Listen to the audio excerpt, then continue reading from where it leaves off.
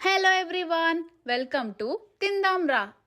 ఈరోజు మనం హెల్త్కి ఎంతో మంచిదైన హై ప్రోటీన్ పౌడర్ని ఎలా తయారు చేయాలో చూద్దామండి.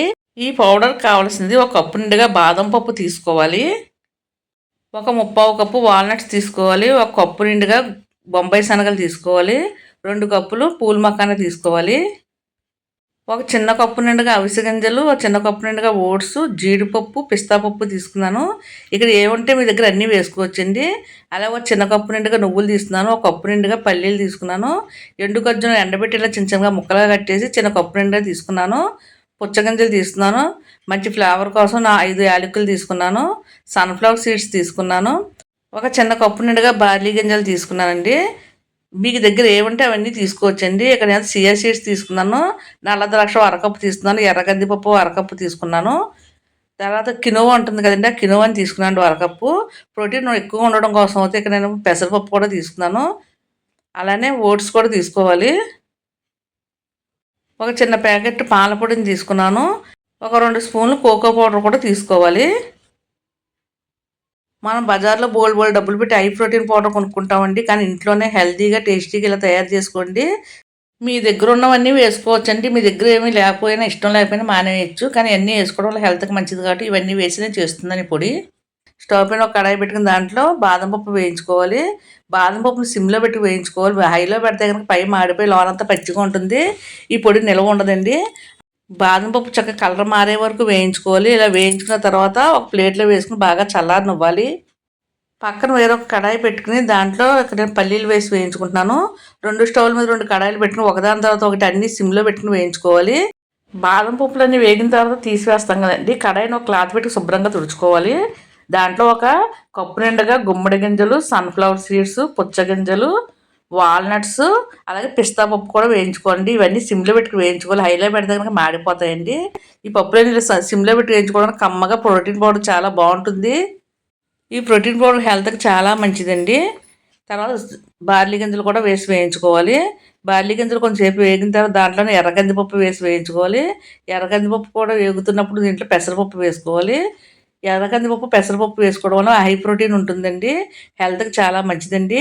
పచ్చి వాసన లేకుండా వేయించుకుంటే కనుక ఈ పొడి కమ్మగా చాలా బాగుంటుంది. ఇలా తయారు చేసి పెట్టుకున్న పొడిని ఫ్రిడ్జ్లో పెట్టుకుంటే కనుక 6 నెలల పైన నిల్వ ఉంటుందండి. బయట పెట్టినా కూడా 2-3 నెలల పాటు నిల్వ ఉంటుంది. ఫ్రిడ్జ్లో పెడితే కనుక పురుగు పట్టకుండా 6 నెలల పాటు నిల్వ ఉంటుంది. ఇక్కడ హై ప్రోటీన్ ఎక్కువగా ఉండడం కోసం అయితే నేను బొంబాయి శనగలు పొట్టి తీసి వేసుకుంటున్నాను, అలానే కొంచెం జీడిపప్పు కూడా వేసుకుంటున్నాను. ఇవన్నీ చక్కగా వేగిన తర్వాత ప్లేట్లో వేసి బాగా చల్లారనివ్వాలి. ఈ ఈ ప్రోటీన్ పౌడర్లు అవిసె గింజలు, చియా సీడ్స్ వేసుకోవడం వలన హెల్త్కి చాలా మంచిదండి.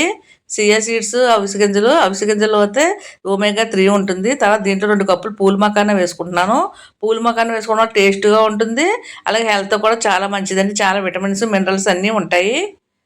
తర్వాత కినోవా వేసుకుంటున్నానండి. కినోవా కూడా వేగిన తర్వాత నేను ఇక్కడైతే ఓట్స్ని వేసి వేయించుకోవాలి.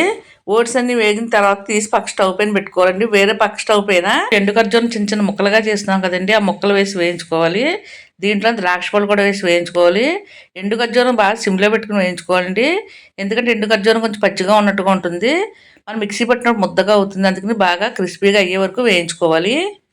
అన్నీ వేగిన తర్వాత మూకుడు వేడిగా ఉంటుంది కదా, దాంట్లో మనం నువ్వుపప్పు వేసి వేయించుకోవాలండి. ఇవన్నీ ఇలా మిక్సీ పట్టుకుని జల్లించుకోవాలి. తర్వాత దీంట్లోని మిక్సీ పట్టించి జల్లించుకున్న తర్వాత ఈ పొడి పొడిలాడుతూ ఉండాలి. అలాగే మనం షుగర్ అయి కలుపుకోకుండా టేస్టీగా ఉండడం కోసం అయితే ఒక కప్పు నిండుగా పాల పొడి వేసుకుంటున్నాను, ఒక 2 స్పూన్లు కోకో పౌడర్ వేసుకుంటున్నాను. ఇలా 2 స్పూన్లు కోకో పౌడర్ వేసుకున్న బార్మిటాలా ఉంటుందని పిల్లలు చాలా ఇష్టంగా తాగుతారు. మీ కోకో పౌడర్ వద్దంటే కనుక ప్లెయిన్గా కూడా ఉంచుకోవచ్చు. నేను సగం పౌడర్లో కోకో పౌడర్ వేసి కలుపుకుంటున్నాను, మిగిలిన సగం అయితే ప్లెయిన్గా ఉంచుకున్నానండి. ఈ పప్పులన్నీ మిక్సీ పట్టుకున్నప్పుడు మిక్సీ మధ్య మధ్యలో ఆపుకుంటూ పొడి చేసుకోవాలండి. దీనివల్ల కొంచెం పొడి పొడిలాడుతూ వస్తుంది. కొంచెం ముద్దగా ఉన్నట్లుగా ఉంటే కనుక దాంట్లో మనం పాల పొడి కలపడం వలన పొడి పొడిలాడుతూ చాలా బాగా వస్తుందండి. ఇలా కోకో పౌడర్ కలిపిన పొడిని అంతటిని ఒక గాజు సీసాలో వేసుకున్నాను. గాజు సీసా తడి లేకుండా వేసుకుంటే కనుక సంవత్సరం కాలం పాటు నిల్వ ఉంటుందండి. ఫ్రిడ్జ్లో పెట్టుకుంటే కనుక చాలా రోజులు బాగుంటుంది. ఇక్కడ కోకో పౌడర్ కలిపింది ఒక సీసాలో వేస్తున్నాను, ప్లెయిన్గా ఉన్నది ఒక సీసాలో వేస్తున్నాను. ఒకటి హార్లిక్స్ అనమాట, ఒకటి బోర్న్విటా అనమాట. పిల్లలకి ఇలా కలిపిస్తే చాలా ఇష్టంగా తాగుతారు. స్టవ్ పైన ఒక గిన్నె పెట్టి ఒక గ్లాస్ నిండుగా పాలు పోసుకోవాలి. పాలు 2 స్పూన్లు ఈ పొడి వేసుకోవాలి. ఈ పొడిని వేసి 2 పొంగులు రానివ్వాలండి. 2 పొంగులు రానిచ్చిన తర్వాత ఒక గ్లాసులో వేసుకుని సర్వ్ చేసుకోవచ్చండి. స్వీట్ ఏం వేయనవసరం లేదు. దీంట్లో అంటే ఖర్జూరం వేసాము, అలాగే మిల్క్ పౌడర్ వేసాము, ఒకవేళ మీకు స్వీట్ సరిపోలేదు అనుకుంటే కనుక కొంచెం బెల్లం పొడి వేసుకోవచ్చండి. పాలను బాగా మరిగించి దాంట్లో 2 స్పూన్లు కలిపి కూడా తీసుకోవచ్చు, లేదా ఇలా మరిగించి కూడా తీసుకోవచ్చు. పిల్లలకి స్కూల్ నుండి వచ్చిన వెంటనే ఒక గ్లాస్ కలిపి ఉంటే చాలా ఇష్టంగా తాగుతారు. చాలా టేస్టీగా కూడా ఉంటుంది. పిల్లలకి హై ప్రోటీన్ ఇచ్చినట్టుగా కూడా ఉంటుందండి. ఈ విధంగా మీరు తయారు చేయండి. బార్మిటాలా కావాలంటే కోకో పౌడర్ కలుపుకోండి. హార్లిక్స్లా కావాలంటే కనుక ప్లెయిన్గా కూడా ఉంచుకోవచ్చండి. చూసారు కదా ఇంట్లోనే ఈజీగా హై ప్రోటీన్ పౌడర్ ఎలా తయారు చేయాలో మీరు కూడా తయారు చేసి మీ పిల్లలుగా ఉండి చాలా హెల్తీగా ఉంటారు.